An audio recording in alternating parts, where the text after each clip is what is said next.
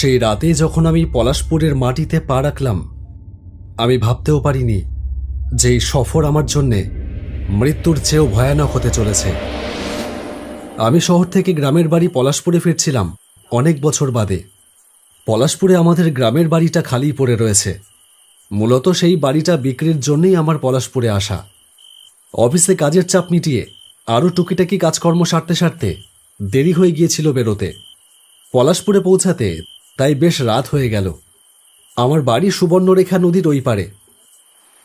নদী পার হয়ে ওই পারে যেতে হবে, কিন্তু ঘাটে এসে দেখলাম ঘাটে কোনো নৌকো নেই। সে কি, রাত সবে 8টা বাজে, এরই মধ্যে ঘাট খালি হয়ে গেল। সত্যি এই গ্রামের আর উন্নতি হলো না।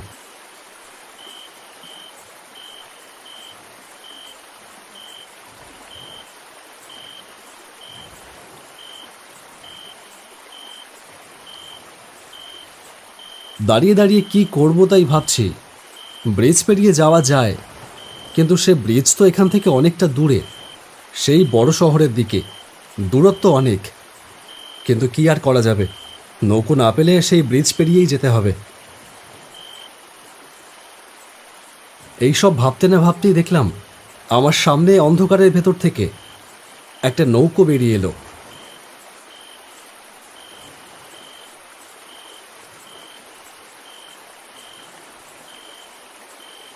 মাঝি বলল, বাবু কি ওই পারে যাবেন? হ্যাঁ, যাব বলেই তো দাঁড়িয়ে আছি। তা তুমি কোথায় ছিলে এতক্ষণ? আমি তো রাতের বেলা নৌকো চালাই না বাবু। সন্ধ্যা নামার আগে পর্যন্ত এই ঘাটে নৌকো চলে, তারপরে আর চলে না। তাহলে তুমি এখন নৌকা নিয়ে এখানে কি করছো? এই রাতের বেলায় আমি নদীতে মাছ ধরি বাবু। আপনারে দেখলাম, ভাবলাম আপনি হয়তো নদী পার করবেন, তাই দেখে এগিয়ে আসলাম। উঠে আসেন বাবু, আমি আপনারে নিয়ে যাচ্ছি। আমি লোকটা নৌকায় উঠে পড়লাম। কিছুক্ষণ নিঃশব্দে চলল নৌকোটা। কেবল জলের ছলাৎ ছলাৎ শব্দ আর পাশের জঙ্গল থেকে ভেসে আসা ঝিঝি পোকার ডাক, আর মাঝে মাঝে ডেকে উঠছে নাম না জানা কি এক রাত পাখি। এছাড়া মনুষ্য জগতের কোনো শব্দ নেই। বড় বেশি শান্ত চারিদিক। মাঝি বলল, তা বাবু যাবেন কোথায়? আমি যাব পলাশপুর। দেখলাম পলাশপুরের নাম শোনা মাত্রই মাঝির চোখে মুখে আতঙ্কের ছায়া খেলে গেল। সে আমার দিকে ড্যাব ড্যাব করে ভয়ে মেশানো চোখে তাকিয়ে থাকল। আমি বললাম, কি হলো, অমন অবাক হয়ে কি দেখছেন? বাবু, আপনি এখন এত রাতে পলাশপুরে যাবেন? হ্যাঁ, যাব। কেন? না মানে, পলাশপুর গ্রামে তো এখন আর তেমন কেউ থাকে না। প্রায় সব লোকজনই তো যে যার মতন জমি বাড়ি বেচে শহরে চলে গেছে। আর এই রাতের বেলা তো কেউ যায় না, তাই জিজ্ঞেস করছি আর কি। কেন, রাতের বেলায় কেউ যায় না কেন? গ্রামটার ভয় আছে বাবু। অশরীরী আত্মাদের দখলে ওই পলাশপুর গ্রাম। সেই জন্যই তো এখন রাতের বেলায় এই ঘাটেও নৌকো পারাপার হয় না। আমি কিছু বললাম না। সত্যিই কুসংস্কার থেকে গ্রামগুলো এখনো মুক্ত হতে পারিনি দেখছি।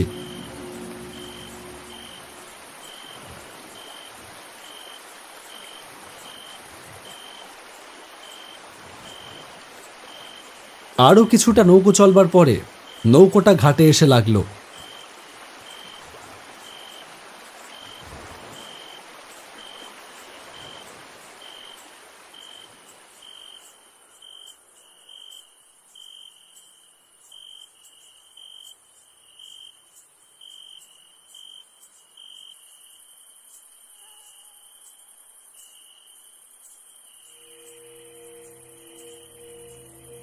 কিন্তু গ্রামের পথে পা দেওয়া মাত্রই আমি অনুভব করলাম এখানে কিছু একটা অস্বাভাবিক ব্যাপার রয়েছে। হাওয়া বইছে না, অথচ নৌকায় যতক্ষণ ছিলাম দিব্যি ফুরফুরে হাওয়া ছিল। ঝিঝি পোকার ডাকে কানে তালা ধরে যাচ্ছিল, অথচ এখানে একটা নিশাচর প্রাণীরও কোনো প্রাণের অস্তিত্ব নেই। হঠাৎ আমার মনে হলো আমার পেছনে কে যেন হাঁটছে। দাঁড়িয়ে পড়লাম। পেছন ঘুরে দেখলাম কেউ নেই। অনেকদিন পরে গ্রামে এলাম, তারপর গ্রামটা সম্পর্কে যা শুনলাম মাঝির কাছ থেকে, তার জন্যই বোধহয় এরকম একটা হ্যালুসিনেশন হচ্ছে। হতেই পারে, যারা গ্রাম ছেড়ে চলে গেছে তাদের আর দোষ কি? আমিও তো এই গ্রামের বাড়িটা বিক্রি করব বলেই এসেছি। শুধু শুধু বাড়িটা পড়ে আছে অনেকদিন।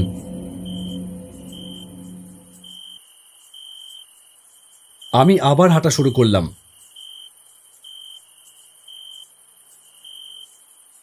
যতই গ্রামের ভেতরে ঢুকছি, আমার বুকের ভেতরটা হু হু করে উঠছে ততই। আমার চিরচেনা গ্রামটা খালি হয়ে পড়ে আছে অন্ধকারে। একটা বাড়িতেও আলো জ্বলতে দেখলাম না।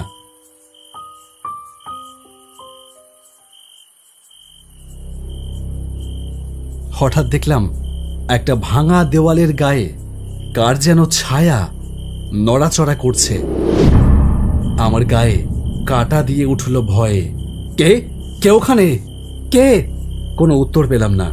ছায়াটা আস্তে আস্তে মিলিয়ে গেল, যেন কেউ অন্ধকারে লুকিয়ে লুকিয়ে আমাকে দেখল, তারপর অদৃশ্য হয়ে গেল। ভয়ে আমার সারাটা শরীর কেঁপে উঠল। নিজের মনকে বোঝালাম এটা আমার মনেরই ভুল হবে, হয়তো ভুল অথবা ভ্রম ছাড়া এটা আর অন্য কিছু হতে পারে না। আমি আবার হাঁটা শুরু করলাম, কিন্তু আমার মন বলতে থাকলো আজ কিছু একটা গন্ডগোল যেন আমার পিছু নিয়েছে। অবশেষে এসে দাঁড়ালাম আমার বাড়ির সামনে। বাড়িটা অনেক বছর ধরে বন্ধ হয়ে পড়ে আছে। শ্যাওলা আগাছা আর ধুলো ময়লা জমে আছে তার দেওয়ালে। এই বাড়িতেই কেটেছে আমার শৈশব। কত আনন্দ, কত হাসি কান্না, কত সুখ দুঃখের স্মৃতি লুকিয়ে আছে এই বাড়িটার প্রতিটা আনাচে কানাচে।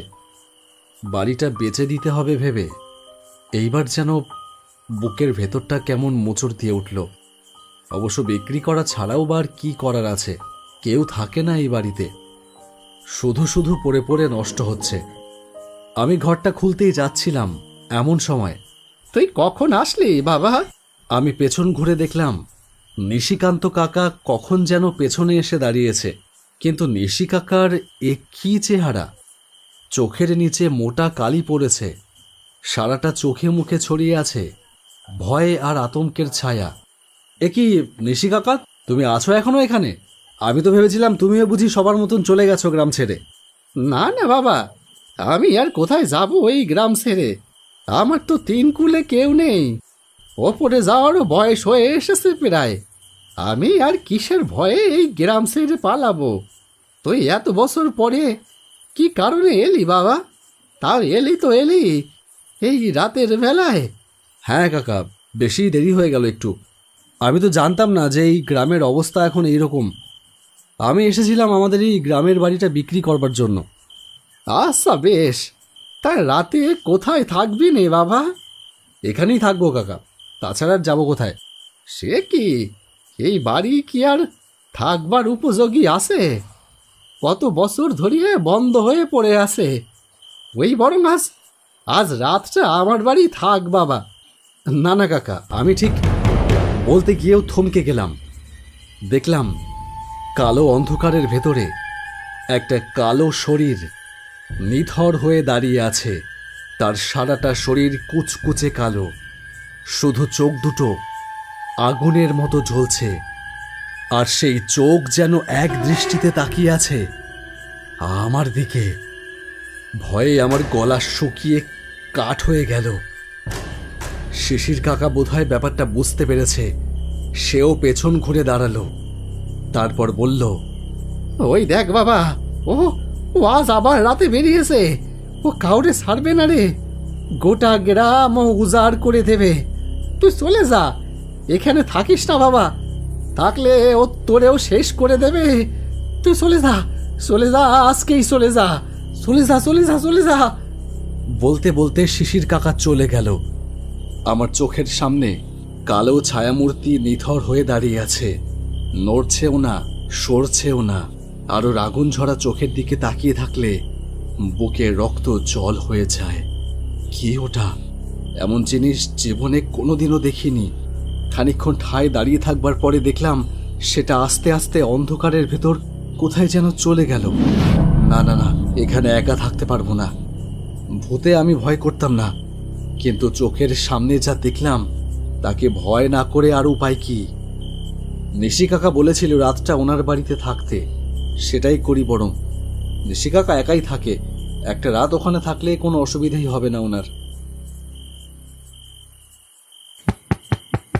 দরজায় দুবার কড়া নাড়তেই দরজাটা খুলে গেল। ভেতর থেকে বেরিয়ে এলো নিশি কাকা। আমি জানতাম তুই আসবি। ওই বাড়িতে এসে তুই একা থাকতে পারবি না, সে কথা আমি জানতাম। আয় আয় বাবা, ভেতরে আয়। এ কি, তোর জামা এই কালোর দাগ কোথা থেকে লাগলো? কালির দাগ? ঘাড়ের দিকে তাকিয়ে দেখলাম সত্যিই তো ঘাড়ের কাছে কালির দাগ লেগেছে। লেগেছে হয়তো কোনোভাবে। আচ্ছা কাকা, এখন আর ভেতরে যাব না। তুমি একটু গ্রামের লোকজনকে নিয়ে আমার সঙ্গে চলো, একটু পঞ্চায়েতের বাড়ি যেতে হবে এক্ষুনি। সে কি, এখন পঞ্চায়েত মশাইয়ের বাড়ি যাবি? কিন্তু কেন? কাকা, তোমাকে তো বলেছিলাম আমি এসেছি বাড়িটা বিক্রি করবার জন্য। সেটার খরিদ্দার আর এখানে কোথায় পাবো? কে আর কিনবে এখানে আমার জমি বাড়ি? এমনিতেই তো সবাই সব কিছু বেচে চলে যাচ্ছে। আর আমি খবর পেয়েছি পঞ্চায়েত মশাই নাকি ব্যবস্থা করে দিয়েছে অনেক লোকের। তাই আমি একবার যাই দেখি গিয়ে।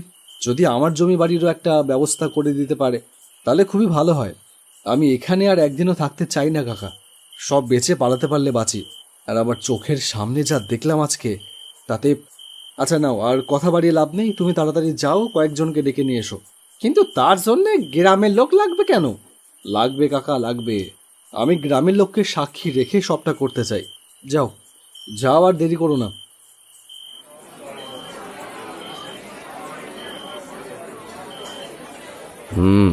সবই তো বুঝলাম, কিন্তু গ্রামের যা পরিস্থিতি তাতে জমি বাড়ির দাম কতই বা পাবে? ওই 30,000 টাকা কাটা পাবে, আর বাড়ির জন্য হয়তো 1010 পেতে পারো। এর বেশি কিছু হবে না। যদি রাজি থাকো তাহলে বলো। আর একটু বেশি দেওয়া যায় না? অনেক কম হয়ে যাচ্ছে। আরে আরে থাক তাহলে, আমার তো কেনবার কোনো দরকার নেই। নেহাত তোমার বিপদ, বেচতে পারছো না তাই। আর তাছাড়া আমি কতবার করে মানুষদের বোঝাই, এ গ্রামে ভূত বলে কিছু নেই। তোরা মিচিমিচি ভয় পাচ্ছিস। শুধু শুধু তারা জমি বাড়ি বেচে দিয়ে চলে যাচ্ছে। অবশ্য আমি তাদের বলেছি, ভয় ভেঙে গেলে যদি আমার কাছে আসে, আমি তাদের সবার জমি বাড়ি আবার ফিরিয়ে দেব। সবাই তো আমার গ্রামের মানুষ, আমার আপনজন। তাদের ক্ষতি হোক সেটা কি আমি চাই? আচ্ছা, আর আমি যদি বলি আপনি সেটাই চান, তাহলে? কি বলতে চাও তুমি? যত বড় মুখ নয় তত বড় কথা। শুধু বড় কথা নয়, এবার একটা বড় কাজও যে করব, দেখতে চান? কি দেখাবে তুমি? হ্যাঁ, দেখাও দেখি। আমিও দেখতে চাই তুমি কি দেখাতে চাও আমাকে। ভয় পাবেন না তো পঞ্চায়েত বাবু? আমি কিন্তু ভূত দেখাবো। ভূত? কনস্টেবল, নিয়ে আসুন ভূত বাবাজিকে। দুজন কনস্টেবলের সঙ্গে এসে দাঁড়ালো কাল রাতের সেই বিভীষিকা মূর্তি।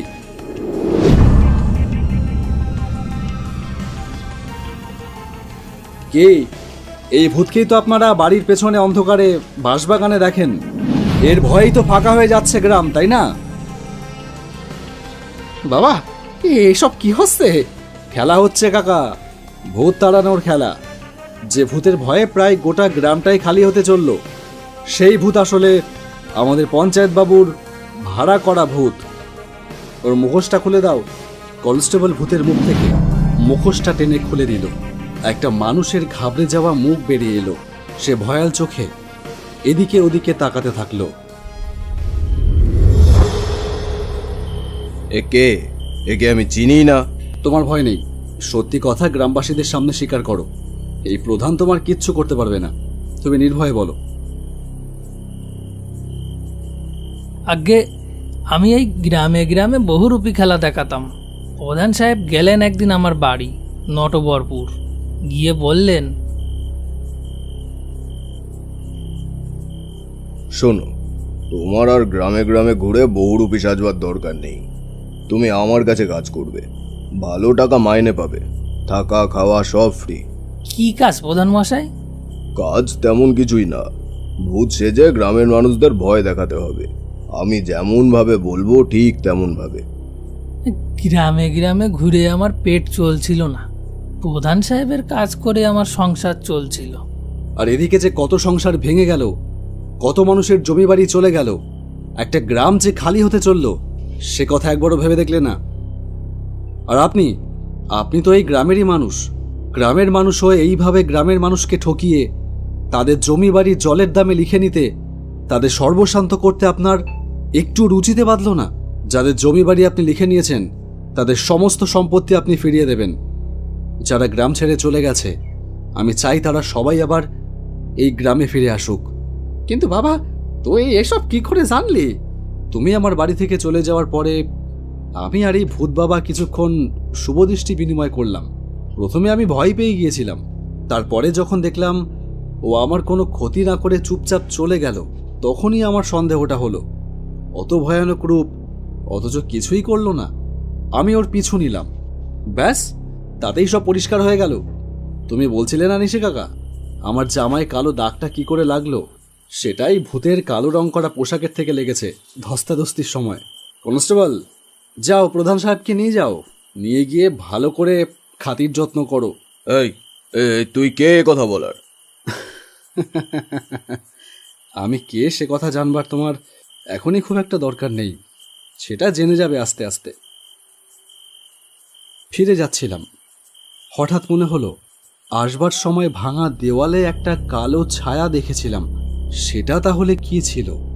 সেই ছায়াটা যেভাবে অদৃশ্য হয়েছিল সেটা তো চলে গেলাম সেখানে। দেওয়ালের গায়ে এখন আর কোনো ছায়ামূর্তি দেখতে পেলাম না। হঠাৎ যেন দৈববাণীর মতন শুনতে পেলাম, আজকের দিনটার জন্যই অপেক্ষা করছিলাম। আজকের দিনটাই দেখবো বলে মুক্তি পাচ্ছিলাম না, আজ মুক্ত হলাম। আমি ওই পঞ্চায়েতের লোভের শিকার হওয়া এক হতভাগ্য গ্রামের মানুষ, আত্মহত্যা করতে বাধ্য হয়েছিলাম। তোমারে অনেক ধন্যবাদ আমারে মুক্তি দেওয়ার জন্য আর এই গ্রামটারে বাঁচানোর জন্য। দেখলাম দেওয়ালের গা থেকে একটা আলোর বলয় ধীরে ধীরে অন্ধকারের গায়ে মিলিয়ে গেল।